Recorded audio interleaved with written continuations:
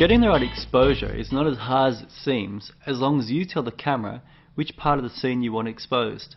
Modern day metering gets it right about 90% of the time, but here are some modes that will help you get it right every time. You'll find that most cameras have 3 to 4 different metering modes: evaluative or multi-metering, partial metering, spot metering, and center weighted metering. We'll focus on the 3 main modes. Matrix metering.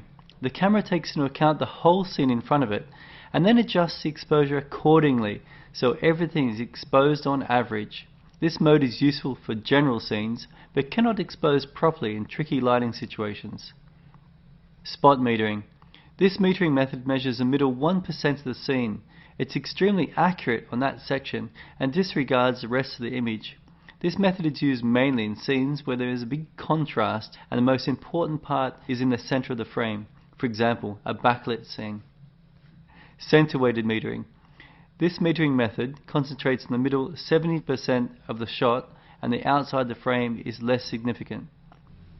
In summary, if you'd like the whole scene metered, then choose matrix metering. If the center of the image is more important to you, then you would choose center weighted metering. If nothing else matters in the shot, just the subject in the center, you can safely use spot metering. This is a classic scene to use spot metering.